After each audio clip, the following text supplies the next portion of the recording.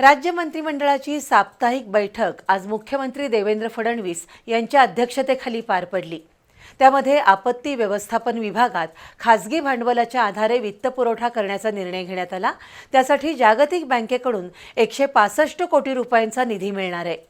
पुराच्या पाण्याचा निचरा होण्यासाठी तसंच कोल्हापूर, सांगली, इचलकरंजी शहरांसह कृष्णा खोऱ्यातील पुराचा धोका कमी करण्यासाठी प्रतिबंधक आराखडा तयार केला जाईल। दुसरीकडे महावितरण कंपनीची आर्थिक पुनर्रचना होणार असून 32,679 कोटी रुपये कर्जासाठी सरकारी रोखे भांडवली बाजारात आणले जातील। राज्य मंत्रिमंडळाच्या साप्ताहिक बैठकीत शासन स्तरावर धोरणात्मक निर्णय घेतले जातात।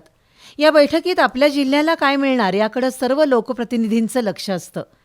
आज मुख्यमंत्री देवेंद्र फडणवीस यांच्या अध्यक्षतेखाली झालेल्या बैठकीत 5 निर्णय झाले। त्यामध्ये माहिती तंत्रज्ञान, नियोजन, ऊर्जा आणि आपत्ती व्यवस्थापन विभागांचा समावेश आहे। आपत्ती व्यवस्थापन विभागात खासगी भांडवलाच्या आधारे वित्तपुरवठा केला जाणार आहे। त्यासाठी जागतिक बँकेकडून 165 कोटी रुपयांचा निधी मिळणार आहे। पुराच्या पाण्याचा निचरा होण्यासाठी कोल्हापूर, सांगली, इचलकरंजी शहरात प्रतिबंधक आराखडा तयार केला जाईल। तसंच कृष्णा खोऱ्यातील पुराचा धोका कमी करण्यासाठी उपाय केले जातील। त्याचवेळी महावितरण कंपनीची आर्थिक पुनर्रचना करण्याचा महत्त्वपूर्ण निर्णय राज्य शासनानं घेतलाय।